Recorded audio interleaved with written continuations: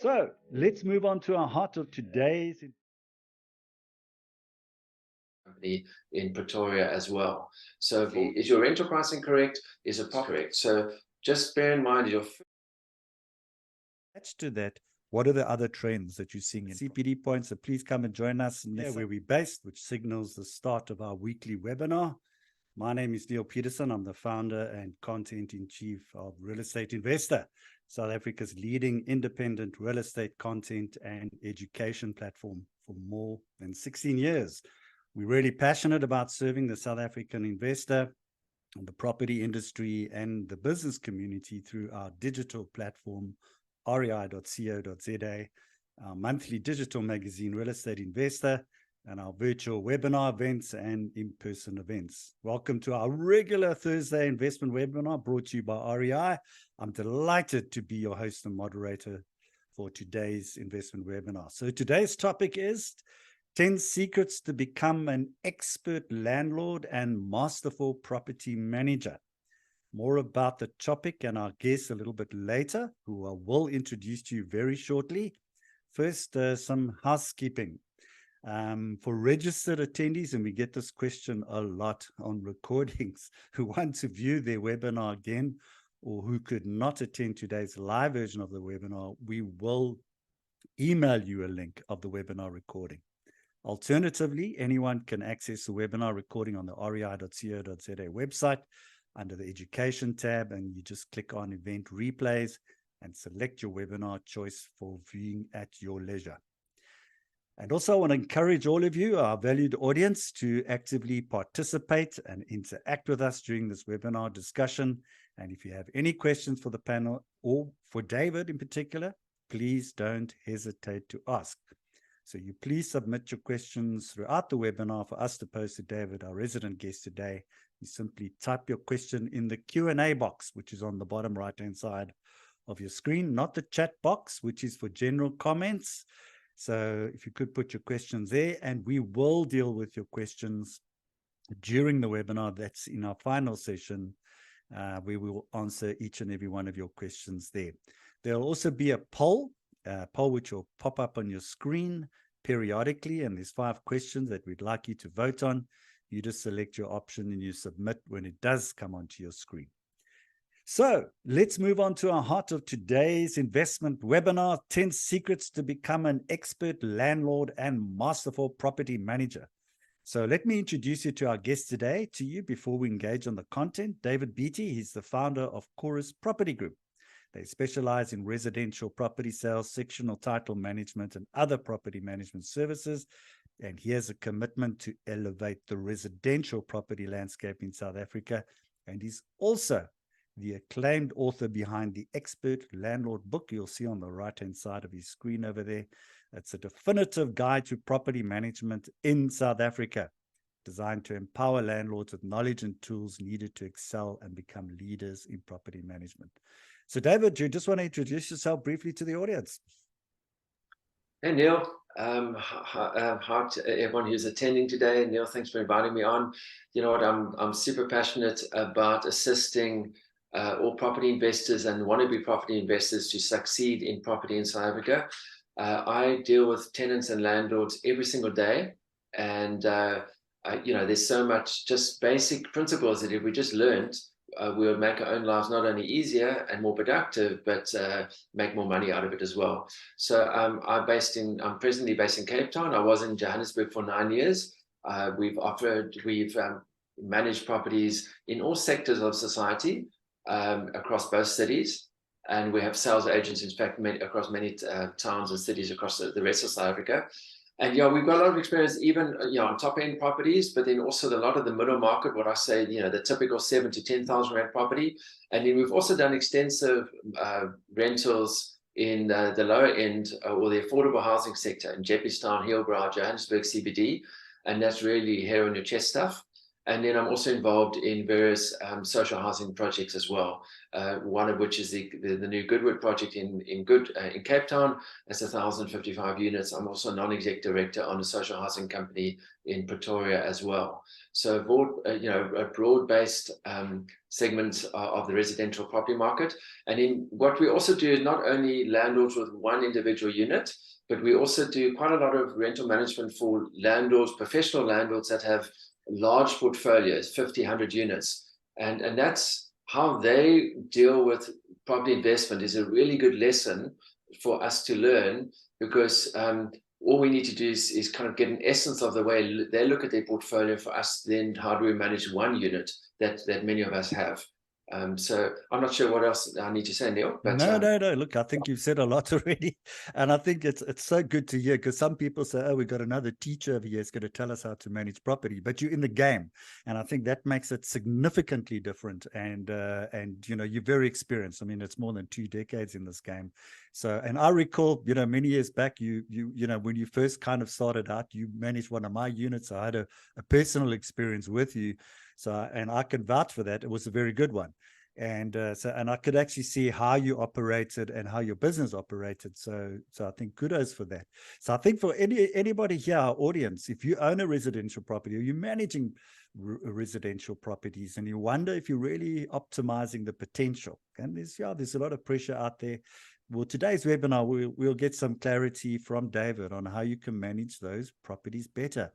And I mean, a lot of his aim today is to help you increase your rental property revenue, as he said, and with minimal hassle. And we'll also show you how to treat your investment like a proper business. So it's actually great having you on the show here, David. So I think let's get straight into it, because I think property management, and it's from my experience and your experience, I mean, that is the key. And there's just, by the way, everybody, we'd like your interaction. There's the first question that's popped up on your screen. Please select who you are. You property investor, landlord, estate agent, broker or manager, homeowner looking to rent, or other. So please, just make your selection, and then you just press submit once you have clicked on your selection. So David, yes, I mean, property management could be, that could make or break your investment. So maybe just start off with, first of all, just telling us, what is property management? What is it all about? So I'm going to hand over to you and just start off with that first one. Okay, great. Look, property management, in my view, is the key to long-term property investment success. So we all know that you need to be very clever when buying a property, in the area, the pricing, and so forth. That's great. Now that you've bought your property, there's a lot of it's about maintaining. When you purchase a property, it's about deal making and so forth. Property management is quite a different mindset. It's about a continuation, long-term game and process. Let me just share the screen briefly, and then go through the definition. Okay, cool. We've gone through that. So what is property management? It's a process of managing a rental property by attending to the day-to-day activities centered around the property. So what are the activities on the day-to-day around the day-to-day functions around a property? And in my view, that includes 2 sections. It includes the tenant placement side of things, and it includes the rental management. Now, the reason I divide it into 2 main sections is because 10, 15 years ago, the tenant placement was less of a focus. Property management was really about just getting a tenant in, and now it was really about the day-to-day management. However, with the quality of tenants we have nowadays, and just the challenge of getting quality tenants, we really need to do a lot of focus on the tenant placement side of our property management business. And then the second side of it is then the day-to-day functions, what happens when the tenant is now in. Does that explain right, Neil? No, absolutely. I mean, look, there's many different definitions, but I think you've managed to articulate that properly. And we'll take questions, and once again, I say to everybody, give the questions. Now, I know that also, and I'm just going to give people a prompt. We are going to be doing a live masterclass. It's going to be coming up in November, where we're going to do a deep dive. So, and I think certainly with the time given, we need to just be respectful of the time. But David, let's talk about the property management life cycle. So just explain, what is that life cycle? How does it work? Because So, I've got some people here. The reason I want to do this life cycle is because it just explains all the main kind of steps within a property management focus, process. So the first two is really focuses on the tenant placement side of things, and then the steps 3 to 5 is on the rental management side of things. What are the steps? This kind of explains it in a very simple manner. Obviously, as you said, I'll be going to do a much deep dive on the workshop, but I think this will be very useful in defining this. The first step is to market your property, and the focus there is to find a quality tenant. I will go through just now what a quality tenant is, but you're going to be doing that by making sure that your property is in the right condition. You're going to advertise your tenant in the right places, for a tenant in the right places, and make sure, obviously, that your rental pricing is correct. So it's basically, is your rental pricing correct? Is a property in the right condition to be marketed correctly and to attract a quality tenant? And then are you marketing in the right spaces? The second step is, now that you've got attracted a potential tenant, so you've done your tenant viewings and so forth, now you've got tenants saying, oh, I'm interested in renting. How do you screen that correct to tenant how do you screen the tenant so that you get a quality tenant? So that's the screening of the interested tenant. You'll basically give them a tenant application form, which they'll fill out. They'll then submit it to you, and then you're going to do credit checks. Do they meet your required vetting standards and so forth? So you pass them through a screening process. And once they've met that or passed that screening process, you then go to step 3, which is really onboarding your tenant. And the reason why I'm putting a focus on onboarding, because when you onboard your tenant correctly, you're setting yourself up for success. And how are you going to onboard correctly? You're going to make sure that you've got a lease agreement in writing and signed by the tenant. You're going to make sure that your property is in the correct condition to accept that tenant. You're going to make sure that you've received the deposit and first month's rental in your bank account prior to handing over keys. And then you're going to make sure that you're doing a joint move-in inspection with your tenant, so that you're explaining that move-in and your expectations with that tenant, with the tenant, while you're doing the move over, and you're going to then do a keys handover with that tenant. So when you build a strong setup relationship with the tenant, you're going to find that you're then going to have more success for the remainder of your tenancy.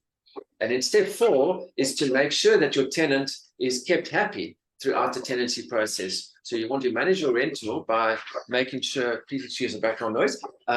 You want to make sure that your tenant is happy and maintaining your property. So a happy tenant will perform better.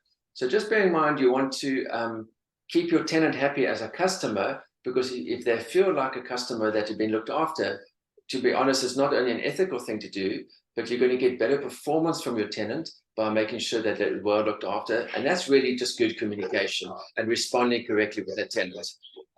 Also, with regard to maintenance, you need to make sure that your property is kept in a condition which is reasonably fit for the purpose for which it was let. That's a technical legal term, but you want to make sure that your property is in a condition. And this is sorry to interrupt myself there, but this is one of the reasons, a main reason why tenants become unhappy, is because the landlords aren't able to or are not prepared to maintain their property correctly. And then just on the administration side of things, you want to make sure that you're up to date with making sure that you're billing the tenants correctly every month, you're receipting the monies every month, and so forth. And lastly, on the tenant process is moving your tenant out. Now, 40 to 80 days prior to the end of the lease agreement, you're going to be in touch with your tenant saying, do you want to stay on? Or do you want to move out at the end of the lease agreement? If they want to stay on, you're then going to set up a lease agreement with them, or a renewal lease agreement for the next 12-month period, maybe with a rent increase like you can get nowadays. You couldn't get that 2 or 3 years ago, but you would typically get a rent increase now. And then if they want to move out, you're going to then arrange a joint move-out inspection with that tenant. on the day of move out, and then going to arrange the deposit payout and so forth. We can go into more details if there's technical questions on that. Yeah, Neil, that's it on the, hopefully that explains what a basic, process is on the, on the rent management process. Yeah, so I think, look, in each one of those, and there's a question that's just popped up now on the poll. So if you could also say, what is your biggest concern with property management? Is it rental collections? Is it property maintenance? Is it dealing with abusive and delinquent tenants? Property administration, keeping up to date with legislation, advertising and securing tenants, dealing with technology, or something other? So if you could just submit, choose your selection. This is a multiple choice question, and then we'll give you those results also at the end once we've done all our voting.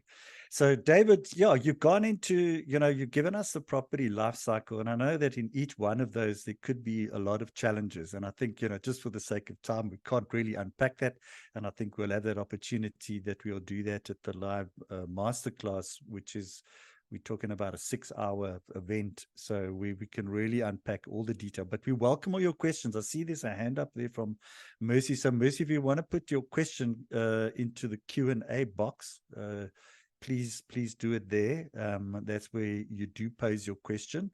But so David, yes, I mean, certainly in the property management, life cycle, these issues. But how do you measure property management success? How do you get to that point where you say, I think we're doing quite well?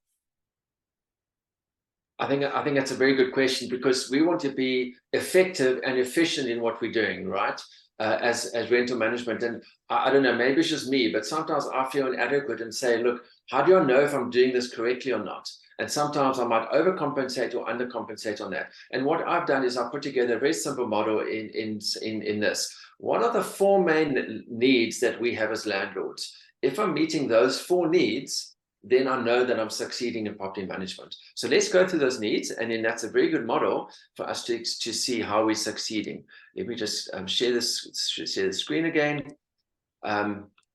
Okay, so the 4 main needs of landlords are these in order of importance. So we don't worry about landlord need number 2 unless landlord need number 1 has been met. In order of importance, number 1 is we want to maximize our income. Our need number 2 is that we want our property to be kept in a good condition. Our third need is that we want our administration to be kept under control. And lastly, landlords need peace of mind. Now, we've done property management of landlords who's got a flatlet on the side of their property, and we've got landlords with hundreds and hundreds of properties. These 4 needs are the same, no matter what kind of portfolio you've got. And what we've done in our business, and I'm not trying to sell anything, I'm just basically saying this is the model we use, and it's a nice little simple little term, the word expert care. The CARE stands for the 4 main needs of landlords. And if I'm doing this correctly, the only reason I'm sharing this is because you can then use the word care. It's easier for you to remember when you're looking at your own property management, so you can feel free to use it. But this is how we run our entire business. When we manage the thousands of properties, in my mind, I'm saying, what are the main KPIs that we need to be managing in our business to make sure that we are succeeding and meeting the needs of our landlords and in succeeding in property management? The first one is C, for cash flow. Every landlord needs to first and foremost manage and maximize their cash flow. How do we do it? We do it on 2 main measurements. Number 1, we look at occupancy. Are you maximizing the occupancy of tenants in your property? And number 2 is, are you maximizing the collections, rental collections? So for example, if you got a 10 out of 12 months occupancy on your property, you're only getting 10 out of 12, let's say that's, what is that? 78% of your potential income is coming in if you only got 78% occupancy. Similar on your collections. If you're not collecting your rent every month, you're losing out into potential income. So your biggest levers are your rent collection and your occupancy. How are you going to achieve that? Number 1 is through very strong tenant screening, and also through proactive marketing. So making sure and your pricing is correct. So just bear in mind, your first need is to make sure you maximize your income. The second need is A, for asset. Why do we look at that? Because part of your return as a property investor is getting the capital growth in your property. And that's typically due to the inflationary property increase as the years go by. If your property is not maintained correctly, you're not going to get that asset growth like you should in normal property economic conditions. So you want to make sure that you're doing proactive maintenance, and you want to make sure you're doing proper move in and move out inspections with your tenants. So that's the second need. The third need, I've just used the word reconcile, but what it really refers to is the property administration around your property. That's for to make sure that you're keeping in touch with your tenants, making sure that the requirements around the tenant administration is kept up to date. So your lease agreement, your inspection material, your inspection recordings, etc. But then also your financial side of things, that when Civic and Revenue Services are asking for your information every year, that you've got it on tap. If your administration is not under control, it can quickly spiral into a bit of a nightmare. So you just want to make sure that you're keeping in touch with your administration. How do you do that? Just make sure that all your documentation around each tenant is in place, and then make sure that your financial recording is done correctly, your invoices and your collections, your bank statements, etc. And lastly, I've used the word excellence, but really it refers to peace of mind. Sometimes the most hardcore landlords are still very much emotional beings. And if we don't have peace of mind about our property investment, we are soon going to sell that property investment. So how do we achieve peace of mind? We make sure that the cash flow, the asset, and the reconcile are under control. So if this is how we measure our property management success, is through the expert care. We call it the expert care program, but you can just remember the word care, C-A-R-E. And if you're achieving these things, you're getting your property management success. Excellent. I think you're sharing some really great stuff here, which people can use practically on a day-to-day basis. So that's excellent. Thanks, David. I see the next poll question has popped up, and it is, what types of properties do you own or manage? And multiple choice: residential, sectional title, flats and apartments, residential townhouses, residential freehold property or houses, student accommodation, residential, Airbnb, commercial, industrial, or other. So if you can just answer that question and submit that. And so, David, yeah, I think you've spoken a lot about, real good practical stuff that property landlords, owners, and even property managers can use on a day-to-day basis. But let's look at the realities of the rental market. What's actually happening there now? And I think if you probably look at between Cape Town, where there's a massive immigration, we've seen a shift in a lot of people moving from north to south. I mean, you came back from Johannesburg back to Cape Town, didn't you?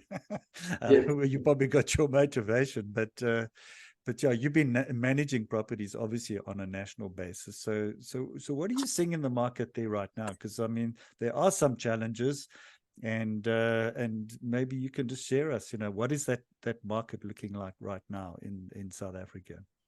So look, there are differences in the cities. If you look at the TPN reports, the collections and the rent increases are fairly consistent throughout. The same principles there are differences between Cape Town and the rest of South Africa. Let's not be not frank about that, but the principles apply. I think the rental market in itself is a bit better than it has been. Prior to COVID, I would say the rental market was very, very tough. And then COVID came in, and then it kicked us all in the face when we were already lying on the ground. However, in the last 6 months, 9 months, we are finding it a little bit better. In the Cape, we are finding that we can get our rent increases, the 8 or 10% rent increases for the first time in 4 or 5 years. Across other areas of the country, and I can only really speak for Johannesburg at this time, we can push rent increases where we can. I'm not saying it's a given, but at least we can ask the question and try our luck. That once again, you can't just push an automatic increase, but you can try your luck, and you can get away with rent increases where you can. You couldn't have done that even 18 months ago. It wouldn't even been part of the conversation. The only risk, I would say, typically the rental market is fairly okay. It's still a tough market, but it's relatively okay. We're not on our knees as we were before. The only thing I can just say is what is quite common across the country is that the quality of tenant that we're getting, and I don't mean the kind of people, I'm talking about the financial quality, is still quite tough. The average citizen in our country is really struggling financially, and some of it is a headache from COVID when it comes to your credit history, and so forth. We just need to make sure that our tenant screening is super good. That I would suggest is the only caveat at the moment. But definitely things are slightly better. Let me say they're not minus 25 degrees, they're maybe minus 5 degrees. We can be quite confident in the market at the moment. I mean, relative confidence. I'm not like 10, 15 years ago, relatively confident, but we just need to watch our tenant screening. Okay. So do you want any sort of tips just on that now? I mean, just so they can give people how they can improve that kind of screening process. I mean, partly it's not being me, because I think the best of everyone.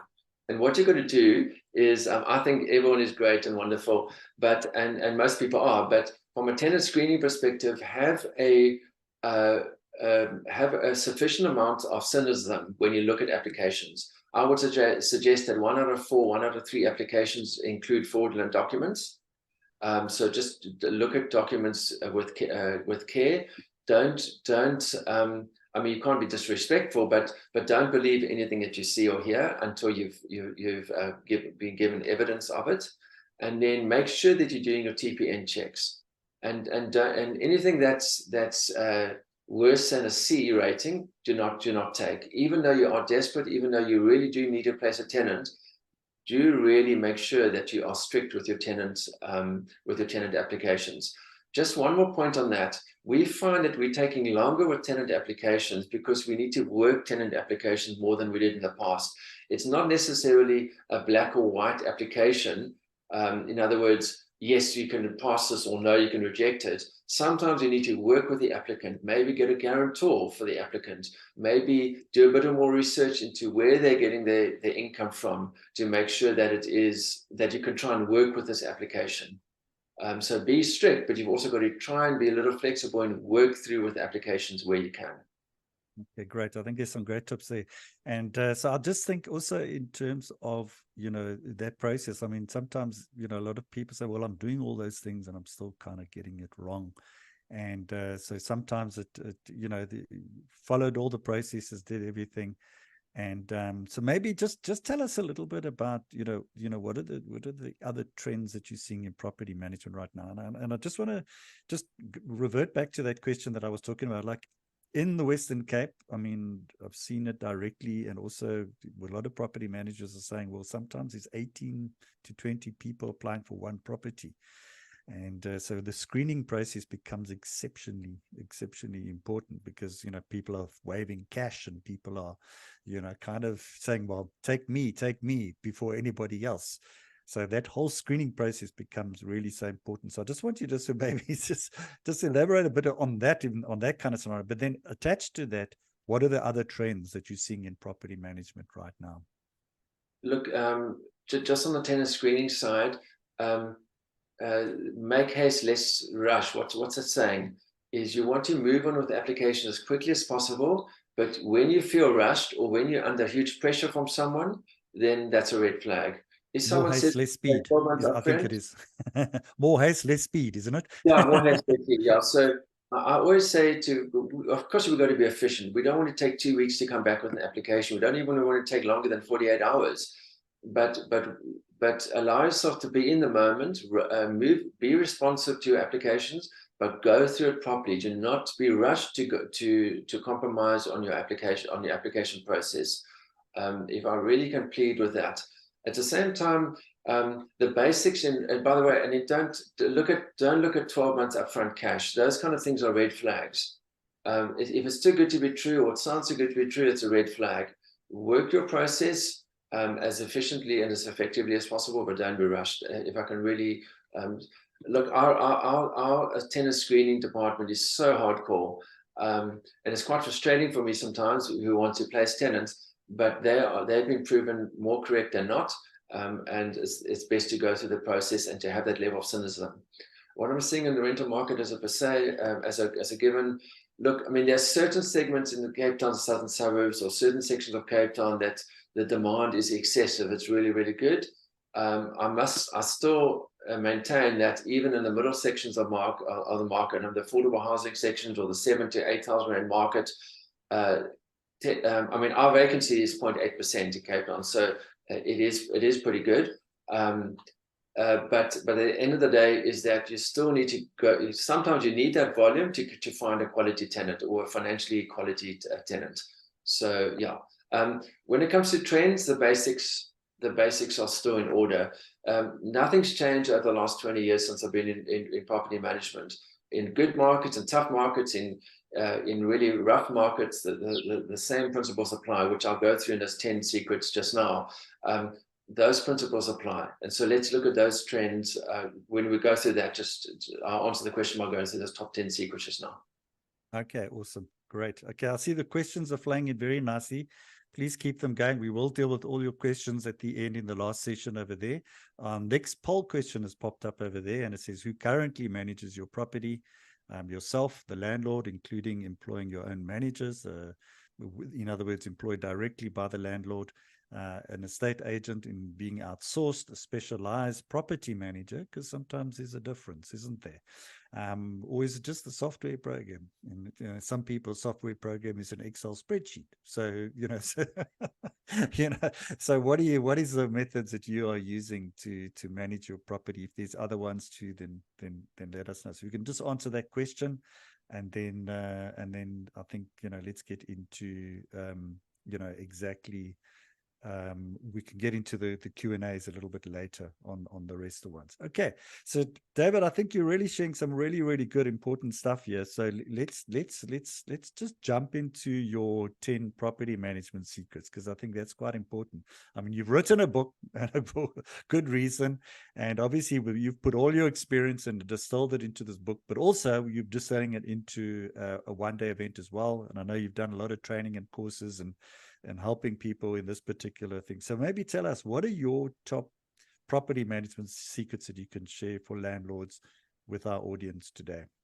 Okay, great. So we'll go through one at a time, but I just want to praise you or start off by saying these top 10 secrets. First of all, if I were to sit down with coffee with you for 20 minutes or 10 minutes, as we've got 15 minutes left on before the Q&As, but these are the 10 things I would share. You can read my book, great. I mean, I just got even a tenant's, a landlord's message ring yesterday saying they really enjoyed my book. It was really useful, nice and practical and so forth. But yeah, I've got 15 minutes with you.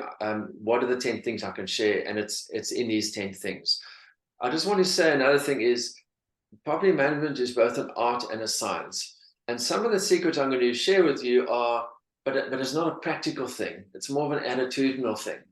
And I just want to say that is really, really important. It's an art and a science. It's not only what we do, it's the approach to what we do is going to assist with your long-term success. Remember, I'm interested in your long-term property investment success. That's what property management is about.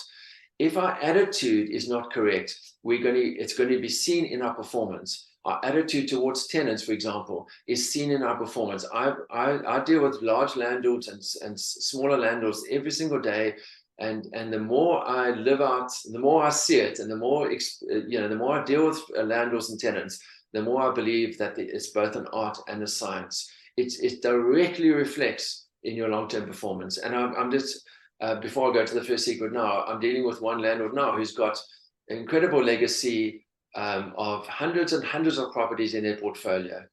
And I get so frustrated because the portfolio is not performing nearly to the extent it should because of the landlord's attitude that it's not even an on the surface thing. It's more of an underlying thing, is that tenants are not real. Number one is that tenants aren't real people. They're not like you and I, because they live in homes. It's just an underlying kind of attitude. And second of all, this person doesn't have a win-win approach. Now I'm not teaching anything practical there, am I? But what I'm saying is that when we have a win-win approach with people, we are going to ultimately do better with our property investment business. So, I just wanted to just start by saying, bear in mind is that how we do things is important as to what we do. Does that make sense, Neil? I don't know. I mean, Yes. Yeah. yeah. Yeah. It's good. I think it's really, I'm really passionate about this. It's not only an ethical thing, because part of my attitude towards property management is ethical. We have such a privilege as owners and landlords to provide housing for tenants. How good is that? So it's an ethical privilege that we have. And Yeah. just from that alone, we should be treating people with respect. But from a business practice, but let's say we don't really care about that, which I respect. If we want to actually make more money, let's treat people with respect, for example. I want to do both, actually. I want to treat people with respect and I want to make more money. Nothing wrong with that. All good, eh? All good. I just want to, sorry, I just made a bit of a thing here. I just want to get this out the way so I can share this correctly. I'm giving it to you now. Okay, so know your why. I'm just going to stop sharing as I go through each one. Know your why. So property investments, like any business, it's pretty hard some of the time. And I even had one tenant who we're dealing with people all day. So one tenant who said, you know what, I'm going to. He was convinced that someone in his complex was trying to kill him. And like even trying to gas him, putting something under the door and gassing him in his complex. He even put notices around the complex saying, warning everyone and so forth. So I don't know where he was, then admitted somewhere. But dealing with our property investment is that we're dealing with people, we're dealing with bad economic conditions, and there's ups and downs in the journey. If we don't have a strong why as to why we're doing it, we're going to end up selling our property. So that's a basic business principle we should have in all of our businesses anyway, even in our lives. If we don't have a strong why, we're going to give up. And that's the first secret, is it gives us the motivation to keep going and to persevere with the challenges that come our way, whether it's the property itself or whether it's with our tenants. So that's secret number one. Can I go into number two? Yep. Of course, please do. Great. Let me just share this. And then, okay, cool. Number two is your property investment is a business. So what is a business? A business is an organization that provides products or services to to customers in exchange for money. So let me just clear out this. So in essence, that's what your property investment is. You are the service provider. You, the landlord, are the organization providing rental accommodation to the client or the tenant in exchange for the monthly rental or your income for money, basically. So the tenant is also buying electricity, water, maybe renting a garage, etc. So looking after your tenant as a customer makes business sense, doesn't it? So having a business approach is just kind of having that mindset. It doesn't mean that the tenant mustn't perform, they mustn't pay the rent. But then again, if I was a cafe owner selling a can of Coke, if you weren't going to give me the money, I wouldn't give you the can of Coke, right? So it doesn't mean that you don't hold your tenant to a standard, but looking at your tenant as a client will then give you you'll get better customer service, which will get better performance from that tenant. Having a business approach will also help with looking at your income and expenses. All of us having our businesses or in a business, you need to look at your income line, you need to look at your expense line. If your expense line is higher than your income line, you're not going to sustain your business for very long. Similarly for in your own property as well. A business approach also helps us with having systems and procedures and looking at efficiencies in our property management. Bear in mind, if you take 5 days to manage one property and you only have 5 days capacity in your month, then how are you going to find the time to then purchase a second property? So you want to have efficiency so that then you have capacity to then have a second property.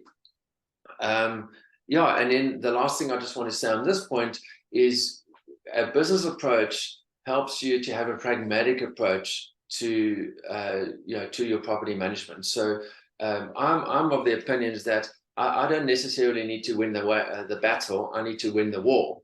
So, for example, I may negotiate with a tenant so that they can move out quicker, so that I can get the property occupation back. In the short term, I'm losing out to the tenant, or I'm losing a bit of money from the tenant, but I'm interested in the long-term success of my property investment. So that's just another way of saying I'll lose the battle to win the war. And it's just having a pragmatic or a practical approach to my property investment. And a business-like approach will help us with that. So tenant, secret number 3 is basically screening your tenant thoroughly is critical. Now, we know that's pretty obvious. The fundamental success, or the foundation for your long-term property management success, is having a high-quality tenant in your property. Now, that's I know I'm preaching to the choir with that one. However, what happens is if you've reached the 31st of the month and you need to pay your bond on the 1st of next month, and you haven't yet found your tenant, and like what happened to my wife's cousin, a tenant comes across saying, you know what, I don't have any paperwork, but you know what, I'll pay my next month's rent.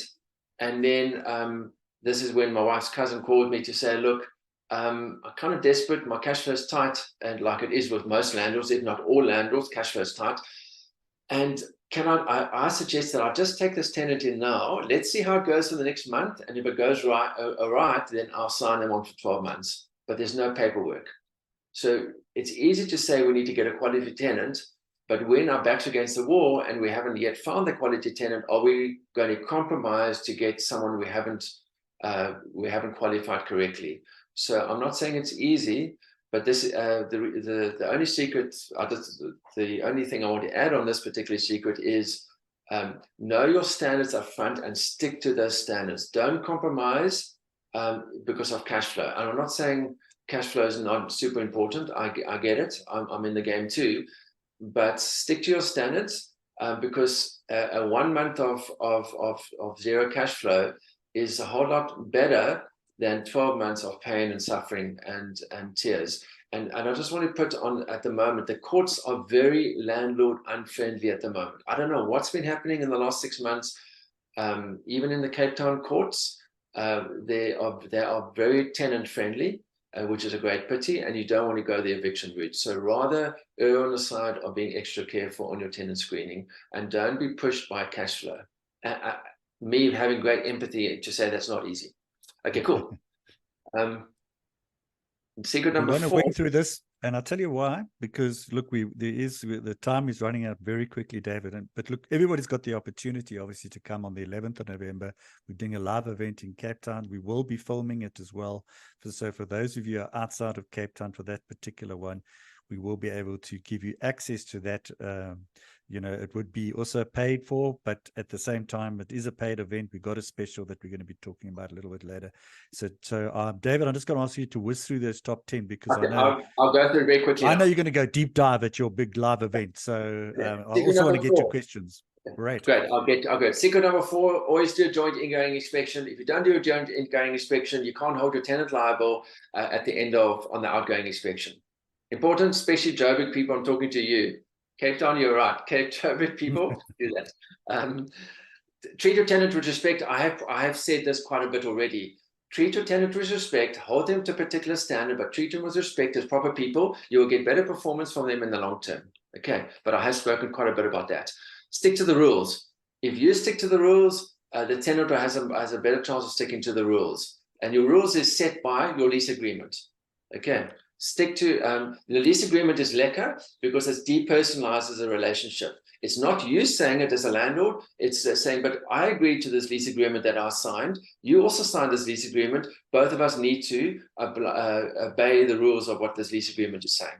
Okay, it's not you saying it. Number 7, get everything in writing. He said, she said, what said, how said, oh, but you said this 3 months ago, you promised this. What's going to stop all of that nonsense is that you say to the tenant and yourself is that let's communicate. We can talk on the phone, that's cool, but we need to make sure that whatever I'm saying is confirmed in writing on email or WhatsApp. It's going to really save you a lot of time in the future, a lot of pain and effort. The tenant hasn't complained until they complain to you in writing. Okay. Maintain your property properly. One of the challenges where it said earlier about what happens if a tenant is not, you can't find quality tenants. One of the big reasons is because you haven't maintained your property properly. If your property, when I hear from landlords that they're struggling to find quality tenants, it's often because they haven't maintained the property properly. The quality of your property attracts the quality of the tenant. I'm not saying it's a blanket rule, but it's often the case. Number 9 is be consistent. Deal making, finding a property to rent, to buy for your rental investment is a once-off. Deal making, let's make it happen, let's negotiate.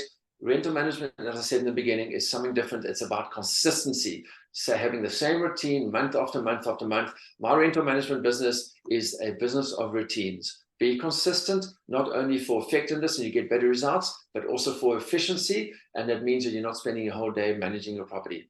Lastly, always keep learning. And it's not only with our knowledge on rental management and the law is changing a little bit and so forth every now and again, and we always want to get better, the latest trends and how to be more efficient and effective with the latest tools out there, but it's also understanding the market dynamics. And the classic example, the last thing I want to say is during COVID, we had to adapt very quickly. And if we are aware of property management issues and what's happening in the marketplace, we adapt much quicker. What happened in COVID is that a lot of the landlords became a lot more flexible for 2 to 3 months, and because the whole world went into lockdown, and then they quickly adapted after that to then tighten the screws again. But those landlords that were flexible, that had a learning attitude, were able to meet the demands of COVID much better than the landlords that had a closed mind. That's it for me, Neil. No, great. Excellent. No, look, I think it's all very important points. And I just want to mention to everybody, a lot of people ask for the slides and that kind of stuff. And they wanted to know, are we going to get it? Well, you're getting the recording. And obviously on the recording, the slides will be there as well. But I also want to say to everybody, those of you in Cape Town, if you're not in Cape Town, I suggest you get there. We will do something in Johannesburg next year. David is there, and we'll definitely, just for this year, though, we are doing a live, the Ultimate Property Management Masterclass, and it's going to be on the 11th of November. It's going to be at the Institute of Estate Agents at their offices in Cape Town, in Pinelands in Cape Town. And I think it's a great opportunity. We got a special for you at the end of the event. It's 1,500 Rand per ticket. It includes David's book. It includes a whole day event and also a light lunch there. So yes, and I encourage you, to if you want to get a deep dive, if you want to really change around your business, whether you are an investor, whether you are an estate agent, property manager, or looking just somebody who's managing a portfolio of properties and just wants to get so much more out of it, this is the opportunity. So David, before we get on to the questions, I have one more question, because I think it's such a key question here, and a lot of people are asking, I think probably both, if you're an investor or a landlord, or if you are sitting on the other side as a property manager, or an agent, and you managing your own properties. And how do I choose the right rental agent? And I think it's good for both sides, because at least then the agent can say, well, this is what I need to do to improve myself. So how do we go about that? Because I think that's a key question in terms, and a very important one. Yeah, look, I would do it. Does the agent specialize in rental management? Is it a specialization of theirs? Now, there are many agents that will do tenant placements for you, but not necessarily manage. Even with tenant placement agents, I would hold them to a standard, because many of them, or most of them, do not do the move-in inspection correctly. They find the tenant, but they don't screen the tenant correctly and do the move-in inspection. I think the key thing is really, do they have experience? Have they been around the block? And do they have references to give? So call your references. Unfortunately, Google comments, reviews is not always the best place to look at, because a lot of unhappy tenants, sometimes a strict agent, and we are unfortunately one of them, where our Google reviews are not always as good as they could be, because we're very strict on the move-out inspection, and tenants don't like that. We become suddenly unfriendly with the tenant, or they become unfriendly with us when we actually hold them to a standard on that move-out inspection. So I would suggest, are they specializing in rentals, and do they have experience? And then thirdly, if you can ask for references. Okay, excellent. I think there's some really good advice there. So, because I think if everybody's got a direct experience with somebody, the reference becomes such an important tool, to be able to secure your new business. So, look after your tenants, look after your clients, but also for the investor can see. I mean, you mentioned the human interaction, the relationship that you have both with the tenant and the landlord. And from that perspective, it's so important, and we want to keep that relationship in place. And I think that's key that you brought up. Okay, so let's get into some of the Q&As. So we got Zandilia that she asked, she said, I'm new in this field. I have 6 units that I built in my house, and I just want to know, how can I advertise my units on the right platforms, but more importantly, that can attract quality tenants? Any advice for Zandilia in this one, David? Look, the main place is online. If you're an agent, typically you'd market on private property and Property 24. I'm not sure as a private landlord you can get on there, but do try. At least on private property, you should be able to list your properties. So those are the 2 main platforms. In certain areas, Gumtree can be very successful as well. And then I would put in your ad is that normal tenant screening processes apply. Partly it's a numbers game. So the more applications you get and the more interest you get, the more chance you have of screening for a quality tenant. So if you're only getting 1 inquiry, you're going to be more desperate than if you've got 100 inquiries or potential tenants. I would put a to let board up.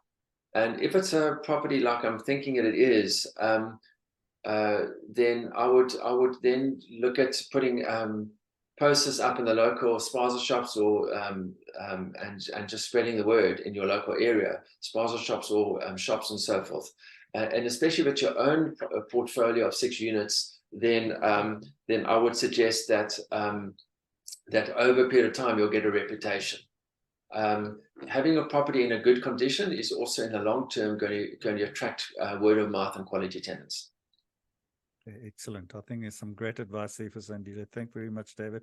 Mercy asked, what is the difference between managing and replacement? Replacement.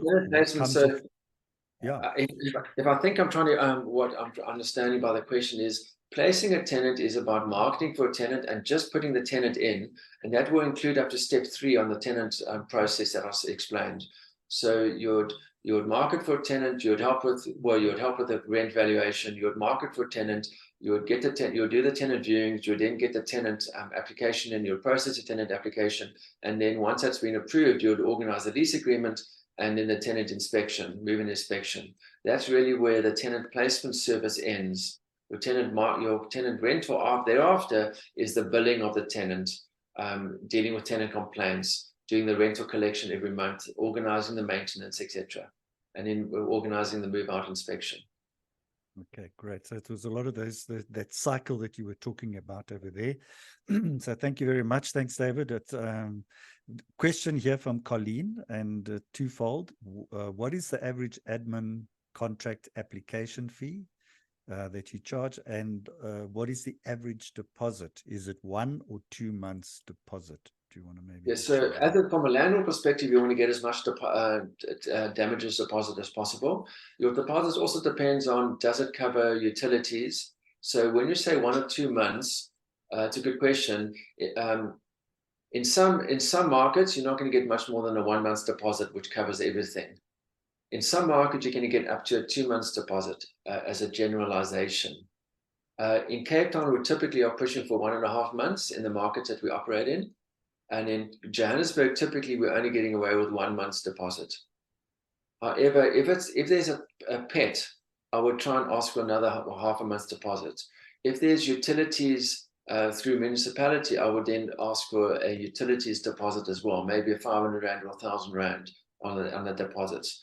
So break your deposit down. So I would suggest your deposit is where the deposit level is at is depending on what you can get away with in your local market. And second of all, what is specific to that property? A tenant deposit, for example, a pet deposit is super important. Look, I love my dogs and so forth, but I know that my dogs creates extra wear and tear in a property, and you want to make sure that you are covering that in your deposits. What is a particular admin fee? From a landlord or an agent perspective, there again, you want to get away with as much as possible, but I would say anything from 650 to 1,500 Rand, depending on the segment of the market. Excellent. What we are often doing is we are charging 150 Rand non-refundable application fee, and if the application is successful, then we're charging the remaining 1,350 Rand or 1,200 Rand. But in some markets we can't do that. But in the more affordable housing sector, for example, in Jeppestown, you're probably charging 695, 700 Rand. In the middle to upper end of the site, you're charging more than 1,300 Rand for the admin fee. Okay, excellent. Great. This is a question, and it's a tough one from Witz, and he said, looking at a tough market, where do people stay that do not qualify on the credit checks and affordability? Tough one. They live with family. They get somebody else to apply on there. I don't know what you're for, because Well, I mean, more I've just applicants read than properties. Carsonomics. I've just read the book Carsonomics, and that might seem a bit of a rabbit trail, but Carsonomics shows that there is a huge market in the affordable in the townships, massive. And these guys on the side of the road, some of them are earning 20, 30K a month, which is very exciting from an economic perspective, but very difficult from a rental agent and landlord perspective, because we simply cannot pass those folk. So from two sides of this coin. Number one, as landlords, we can't process an application unless we have the facts and figures, which we need bank statements and we need salary slips.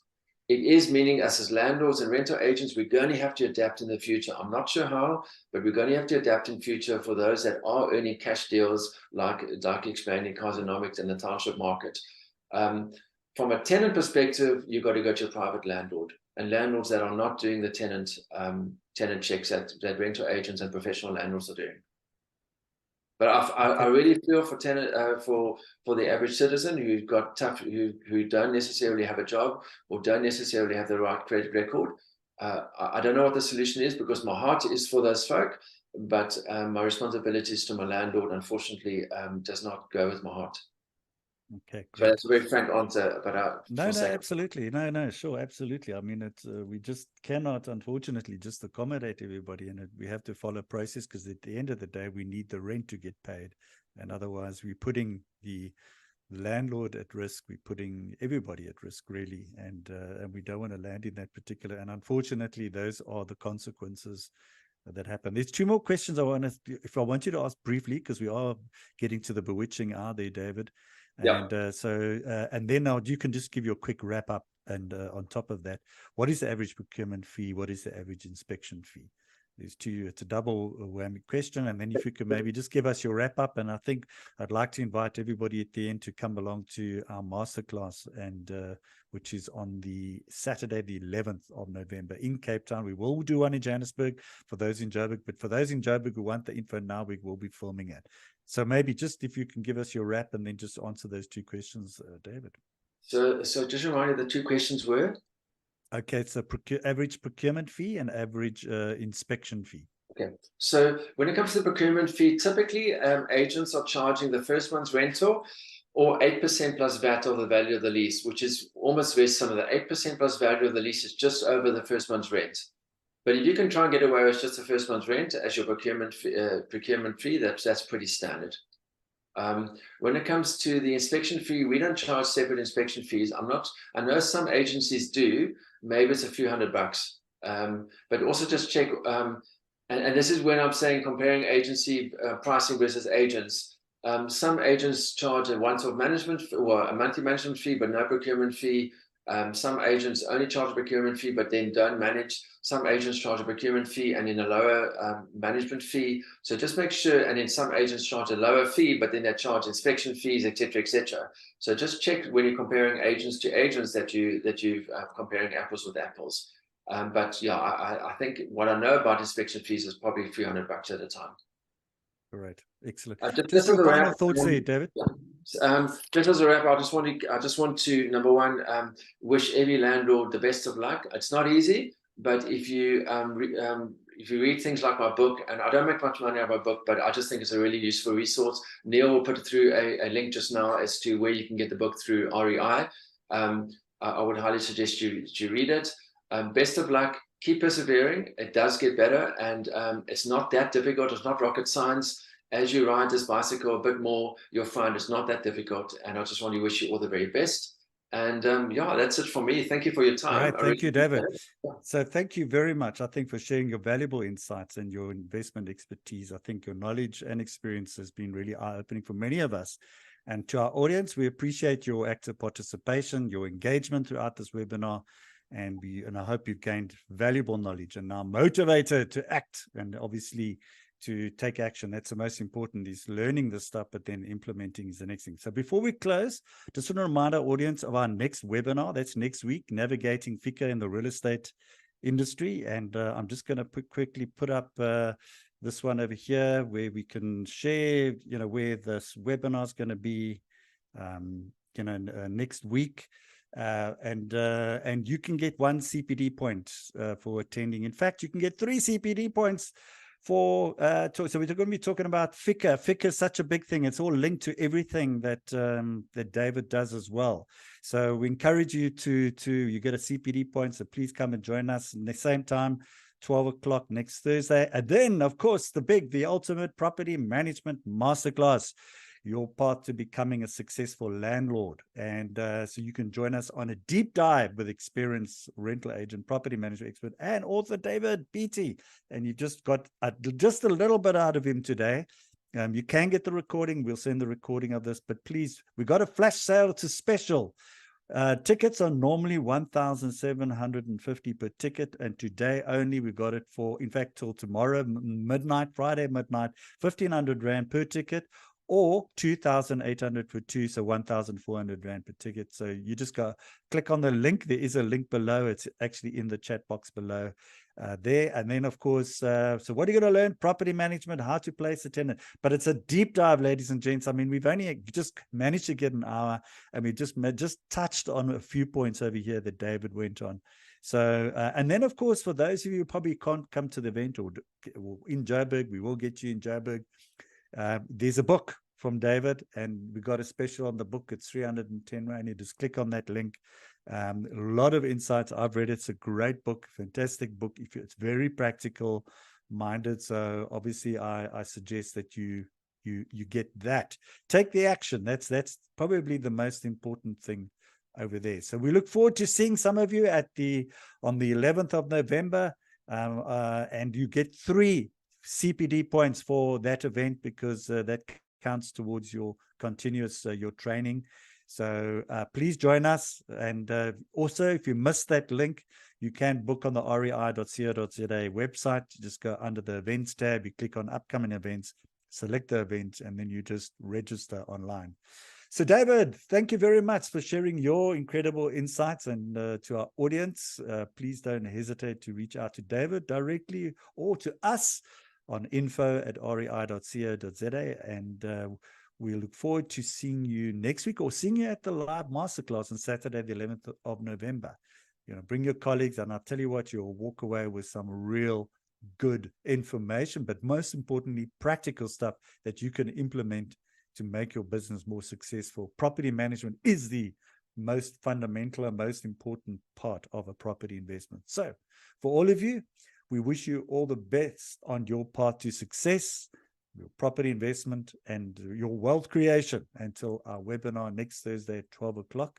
This is Neil Peterson and David Beattie signing out. Stay safe and successful investing to you all. Wonderful seeing you. We'll see you all soon, either on the 11th of November or next week at the webinar. Thank you all. We hope you enjoyed it.